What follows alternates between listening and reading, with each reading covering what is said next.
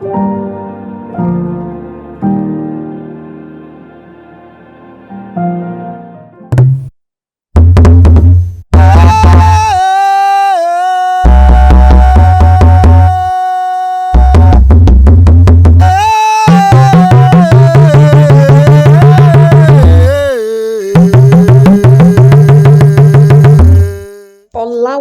Gladstone Emmanuel Rotimi, best known as Ola Rotimi, was one of Nigeria's leading playwrights and theatre directors.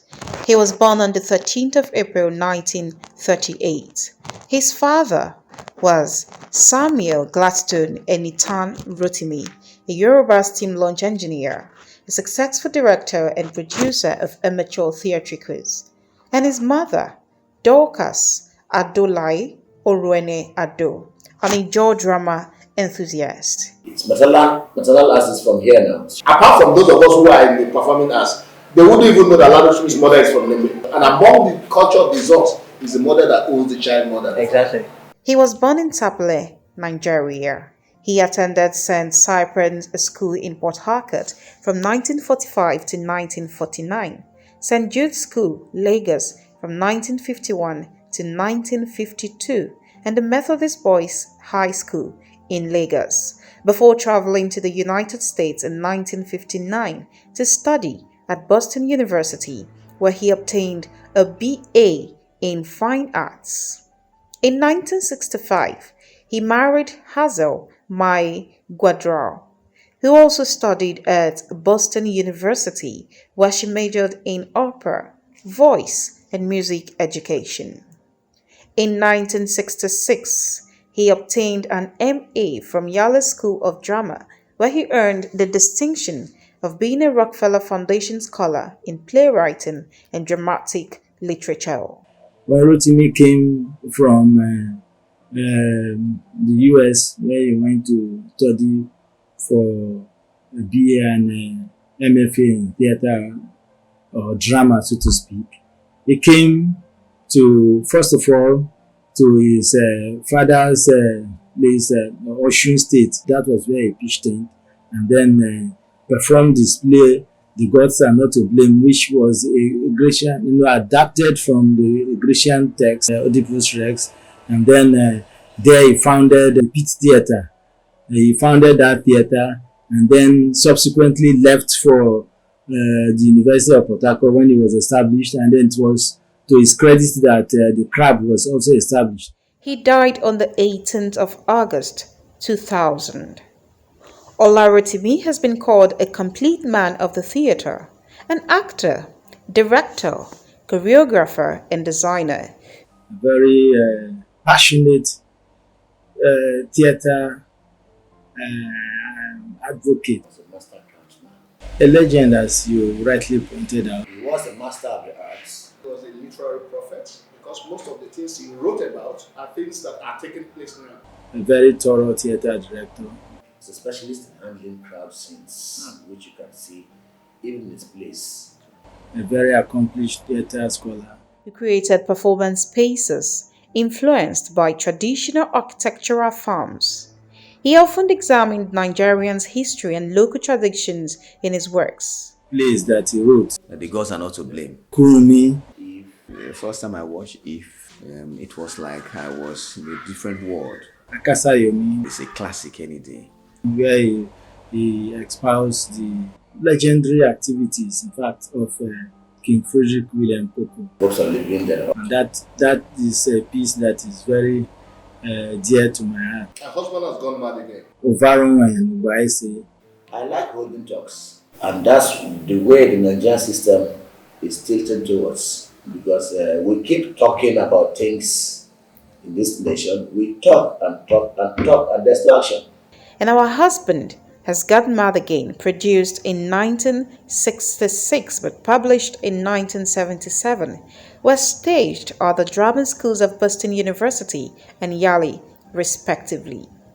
A recurring theme in this work is cultural diversity, evident in works like Akasa Yomi, a historical drama of the Akasa War between the Nembe city-states and the Royal Niger Company, Here he tells the story of how thousands of warriors from the small but brave city-states of Nimbi collectively rose from the swarms of despair and launched a pre-dawn amphibious attack on the Royal Niger Company's compound in Akassa, present-day Bayelsa State in Nigeria, because they were tired of British oppression, injustice, and economic strangulation. Rotimi testosterone is Marxist sort of, shall I call it, orientation, and Marxist enterprise with If and perfected it with Akasa Yomi. In If, he tried to see the political,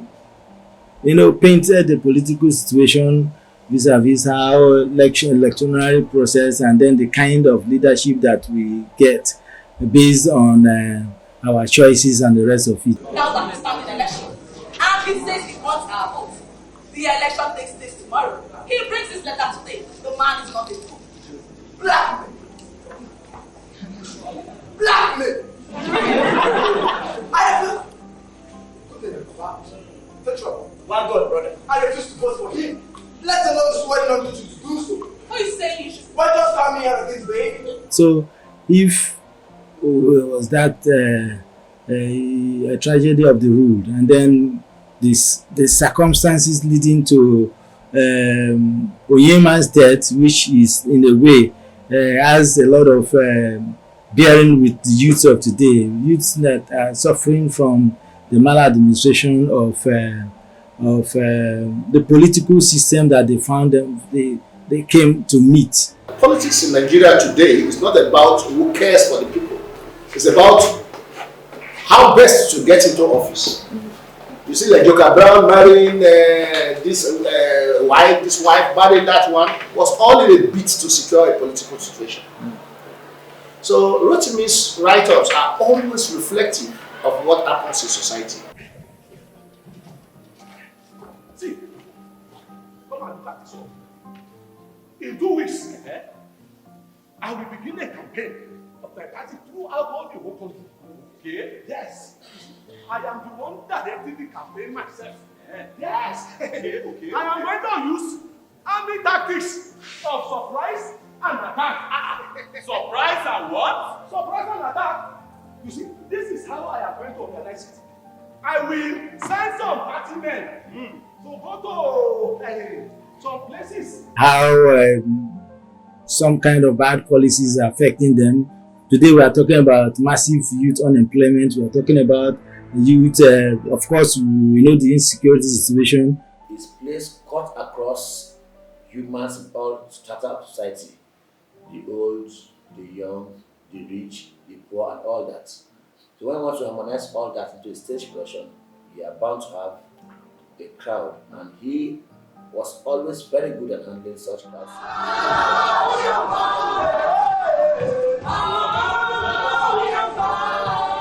Owarame Nugbaisi. Oba Owaramen's efforts to control a growing rebellion within his kingdom and reasserting the authority of Benin over surrounding lands are further complicated by British interference in search of trade and dominion. Ola Rotimi's historical drama portrays with power and sensitivity the confrontation between the Benin Empire and Great Britain, the trial of the Benin warlords, and the ultimate exile of the God King himself, Owarame Nugbaisi. The initial works were literally historical because he recreated is to use initial works. And in the later period, we begin to show commitments to Nigerian society. Rotimi has this style that is down to earth, and in a peculiar style that makes you excited about what you already know. He tells a story that you already know in a way that makes it exciting. He has one technique of Bayelsa which he calls the pressure cooker. The pressure cooker. That one, actors will be rehearsing, and then they will be moving, they will be speaking at a tempo very high, and then they will be moving. Some other person may be there trying to distract them. That is a way of trying to develop a very good a very good work of art on stage. Our Husband Has Gone Mad Again depicts the cocoa farmer and businessman Lejoka Brown as a self-seeking, opportunistic leader who could make better contributions to his country outside of the political arena. When rain falls on the leopard, does it wash off his faults? No! As the richness of kingly life falls away, the love our king has for his people. How long must this place tremble in silence before the keeper? The Gods Are Not to Blame, an adaptation of the Greek classic Oedipus Rex. The main character gets trapped by pride, ignorance, and the caprices of divinities. It talks about reality, and it is not that the place were relevant as at when they were reaching. They are relevant still tomorrow. The Gods Are Not to Blame is one play I like about Ola Rotimi's works. Makes us understand that we have basically the same kind of reasoning and thinking with the Greeks. Because the adaptation and supplanting of Sophocles' Oedipus Rex in Yoruba land situated the play comfortably. Until today, the Yorubas believe in Ifa, they believe in Ogun, they believe in all that was projected in the Gods Are Not to Blame. So I think his writing is reflective of our present day society. Hopes of the Living Dead. Here Rotimi depicts a different kind of leader, a selfless, result-oriented, committed leadership complemented by a followership that believes in the good of the generality of its members through the application of itself to the cause that is beneficial. You want trouble? You will get trouble.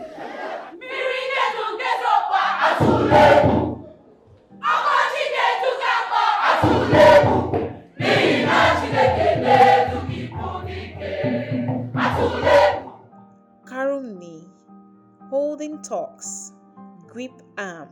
In all these, Ola Rotimi was awarded 2 Fulbright scholarships. He has done much for the arts, theater in particular, and so he ought not to be forgotten too easily. The only way we can remember him is with stuff like this that we are doing, and also to read his work, perform his plays, and engage scholarly enterprise, scholarly discussions of his personality, his work. So it is a good way of saying he's worth, if there's anybody who worth celebrating, Ola is worth celebrating. And if it's worth celebrating in an enjoying, the better for us. Sure. Because it will tell the whole world that this man is partly enjoying. It's very, very proper. Except want to leave it for the university alone, which we don't want to. Let them also know that even if they have a father, the mother belongs to us. So we also appreciate and celebrate him always. The youth can learn a lot from Ola Rotimi. Ola Rotimi is somebody that you need to study, and it can influence you positively. So in terms of the influence on writers, I would say yes. I think that they will have fond memories of this great literary personality. Today, 18th of August, we remember and celebrate an icon, a distinguished playwright, director, actor, choreographer, and designer. We mark this day to motivate anyone interested in toeing this path to keep heads high. If Ola Rotimi could do all this in the era of not too free access to information, think of what you can do in this era of free access to information. Beyond Ola Rotimi, you can bring arts to life.